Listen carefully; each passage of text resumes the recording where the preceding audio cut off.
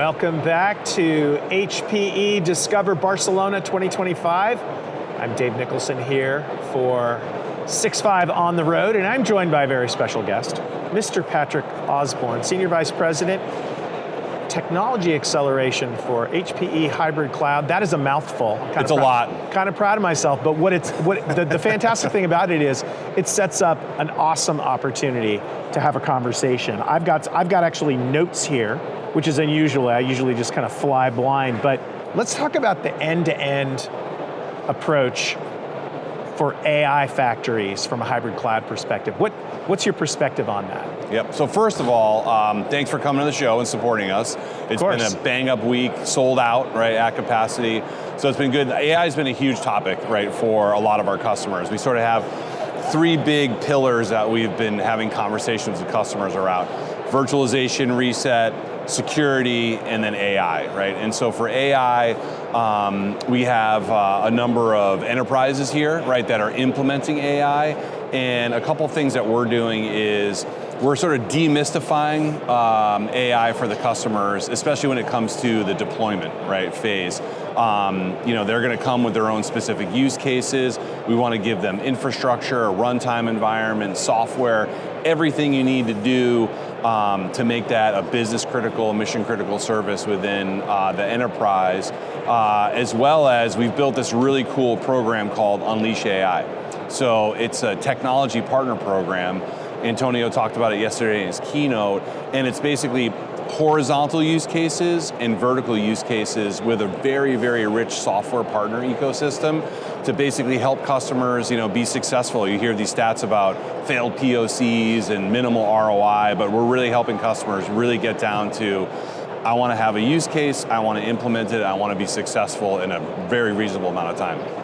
So you have the, I think it was a Charlie Brown comic strip that said sometimes the most frustrating situation or the most discouraging situation to be in is to have so much potential.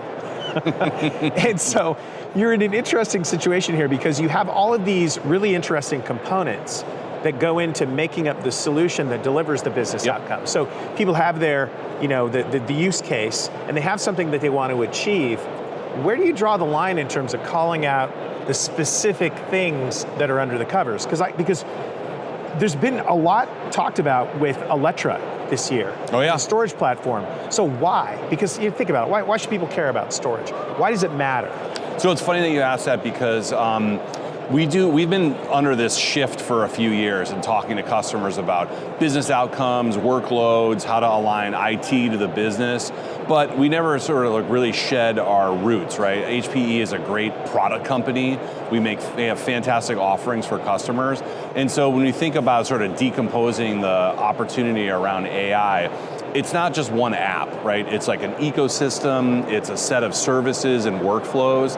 And as you implement this, one of the things that's super hard and it's really important to make the AI use cases successful is the data layer, right? So not only having a fit-for-purpose data layer that's going to plug into your AI architecture, that it's scalable, it's performant, aggregating multiple data sources together, right? Because essentially AI is not a greenfield opportunity, it's a brownfield opportunity, right? So how to store that, how to tag it, how to effectively curate all that data. And so we brought to market, we actually announced it here last year, was the Alletra MP X10000, which is meant for unstructured data. So analytics, streaming analytics, AI, machine learning, and so that has been very successful for us. And it's a layer that underpins all this kind of fancy stuff we talk about, inferencing and GPUs, like really at the end of the day, it's about the data and what you can derive from it. So that's a really important step one for customers. But worth calling out. Absolutely. Is the point, because data has a certain importance attached to it. In other words, data is the only thing that really matters ultimately. And one of the other things that's been talked about, you mentioned it earlier, this idea of kind of the great VM reset, and people reevaluating what they're going to do, how they're going to support what we might call legacy application environments that have been virtualized. Morpheus seems to be part of that conversation. It's part of the narrative here. What's going on? What's this all about? Yeah, so there's been a lot of disruption in the market, and essentially 99% of the conversations here this week have been around this topic, which is HPE, please provide me, a full stack that's going to get me from point A to point B, right? And point B can be different for different customers, but essentially what they want is a full private cloud stack that's going to run these workloads with hybrid data services, right, on top. And so for us, we're not only just providing technology, right? Again, this is a brownfield opportunity for customers. You can't just put in a whole new stack and then immediately cut over, turn off the old one, right? It's a multi-year journey, and that journey ends at either cloud automation, right, that we provide, the cloud operational model, cloud consumption model for customers. Oftentimes it's new ways of developing and deploying services through containers, right? So it's a mix of virtualization and containers. And through Morpheus Enterprise and our cloud ops stack, we can provide that for customers, which is, essentially, I can help you manage what you have today, transition that, and give you a perfect path forward. Yeah, I love the optimism when you said the journey ends. Yeah. when really, I know you've been around long enough to know that the journey ending is a bit like that vanishing point on a desert highway where the sides of the road appear to converge, but the closer you get We'll talk about that next year. Yeah. The closer you get to them, the further it gets away. But yeah, talking about moving into the future, I mean, what are some of the key trends that you're seeing now? And I mean, look, we're in December here, so kind of end of the year, next year predictions. Where do you think we're going to go? And let me just say, a lot of the talk this week has been around this idea that we're truly moving into the execution phase. Would you agree with that? And what are you seeing in terms of trends? Yeah, so I definitely agree with that. The big trends I see are, I think customers are absolutely, like everybody that were in the sessions this week, we always do kind of a straw man poll, like raise your hand if you have more budget this year, right? And not a lot of people, raise their hands. Maybe they're afraid someone's going to come steal their budget.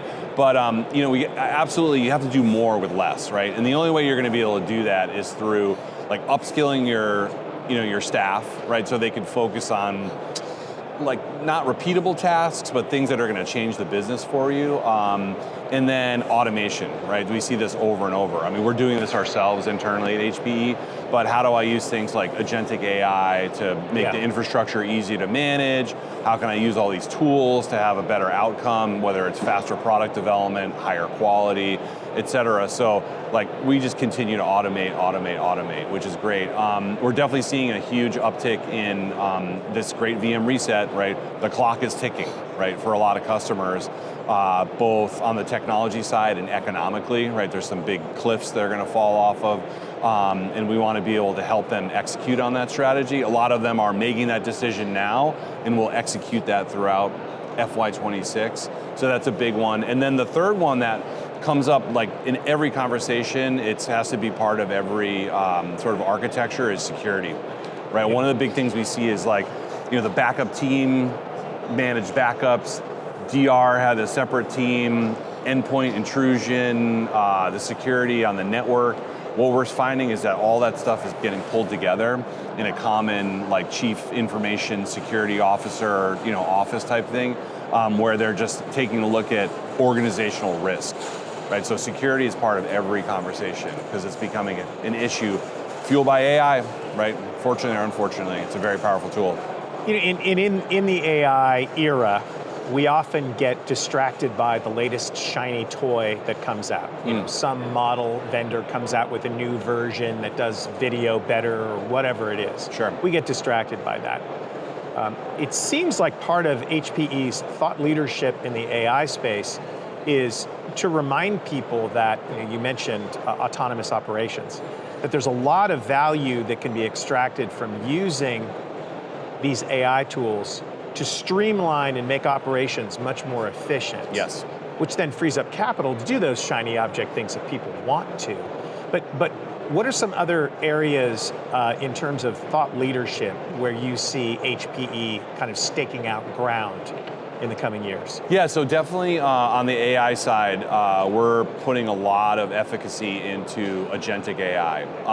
And if you think about our portfolio and the strategy that Antonio laid out, we have AI and GPU accelerated compute. We have certainly a very robust networking offering now. The tagline there is networking for AI, AI for networking. Everything we're doing in hybrid cloud around storage and bringing that all together, that's a huge opportunity, but it's also very complex, right? So if we've been on this road right now to embed MCP agents, provide a catalog and a set of workflows for customers to make sure that not only your network is self-driving, but your AI infrastructure, your private cloud infrastructure, your security apparatus is all working together, and it becomes autonomic really at the end of the day. And so we're definitely investing quite a bit. I think agentic AI is going to be very important. It's like the next step from AI ops, right? Yeah, there's nothing worse than a bad marketing slogan, and there's nothing better than a concise answer. Yes.